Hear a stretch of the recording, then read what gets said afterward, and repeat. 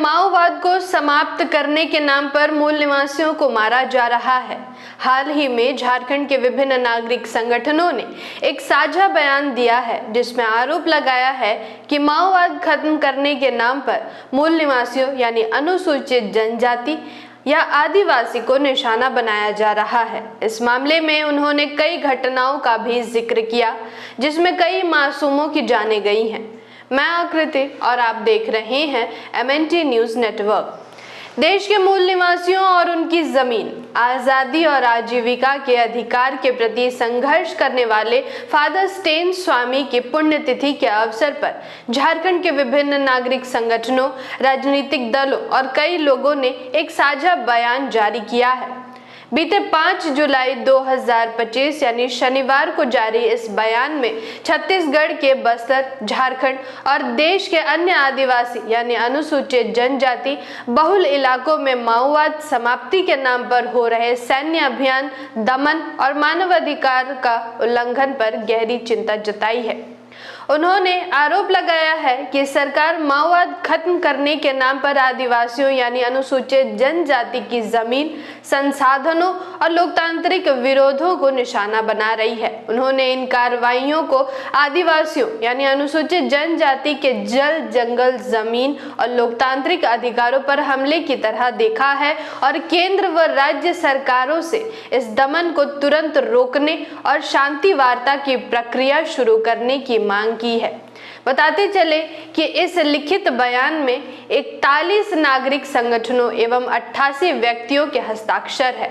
इसमें आरोप लगाया गया है कि सरकार का रवैया केवल माओवादियों के प्रति कठोर नहीं है बल्कि खनन, विस्थापन और सैन्य कैंपों के विरोध में खड़े शांतिपूर्ण आदिवासी आंदोलनों को भी कुचलने वाला है। बयान में कहा गया है कि देश के संसाधन संपन्न क्षेत्रों में दशकों से आदिवासियों और उनके सहजीवी समुदायों पर माओवाद विरोधी अभियान के नाम पर हिंसा हो रही है, लेकिन पिछले कुछ वर्षों में यह अभियान और ज्यादा तीव्र और संगठित हो गया है। उन्होंने जनवरी 2024 से बस्तर में शुरू किए गए ऑपरेशन कगार का भी जिक्र किया है जिसमें अब तक लगभग 500 लोग मारे जा चुके हैं, जिनमें माओवादी लड़ाकों के साथ साथ बड़ी संख्या में आम आदिवासी यानी अनुसूचित जनजाति नागरिक भी शामिल हैं। संयुक्त बयान में छत्तीसगढ़ के ही केरुगुट्टा पहाड़ी क्षेत्र में चलाए गए एक और बड़े सैन्य अभियान का जिक्र किया गया है। बयान के मुताबिक इस अभियान में सुरक्षा बलों ने 31 लोगों को मार गिराया, जिनमें कुछ सशस्त्र माओवादी थे लेकिन अधिकतर आदिवासी नागरिक शस्त्रहीन थे। वक्तव्य में आरोप लगाया गया है कि जवानों ने उनके शवों के सामने हवा में बंदूकें लहराकर जश्न मनाया, शवों को अस्पतालों में कई दिनों तक छिपा कर रखा जिससे वे सड़ गए और बाद में परिवारों से उनकी पहचान करवाई गई। इन घटनाओं के साथ साथ बयान में बस्तर और झारखंड के आदिवासी इलाकों में बिना ग्राम सभा की सहमति के सुरक्षा बलों द्वारा बनाए गए कैंपों का भी विरोध किया गया है। उनके मुताबिक बस्तर में ऐसे 160 से अधिक कैंप और झारखंड में पश्चिमी सिंहभूम में 25 कैंप स्थापित किए जा चुके हैं। उन्होंने कहा कि इनकी मौजूदगी से गांव का सामाजिक माहौल प्रभावित हुआ है और खास तौर पर महिलाओं की सुरक्षा पर भी गंभीर खतरा पैदा हुआ है।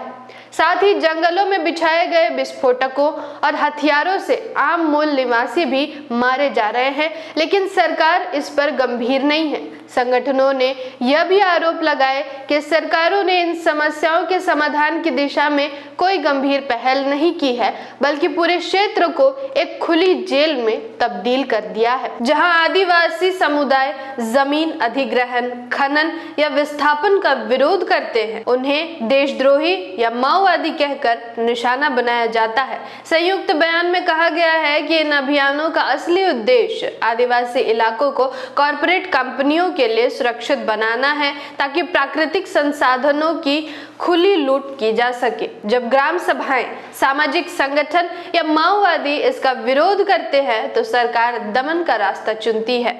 जागृति के इस मुहिम में आप हमारा साथ और सहयोग दें। जानकारी महत्वपूर्ण लगी हो तो वीडियो को लाइक और शेयर करें। धन्यवाद। जय भीम, जय मूल निवासी, जय संविधान, जय भारत। MNT न्यूज़ नेटवर्क को सब्सक्राइब करें, लाइक और फॉलो करना ना भूलें। साथ ही बेल आइकॉन दबाकर जन जागृति की मुहिम में जुड़े रहें।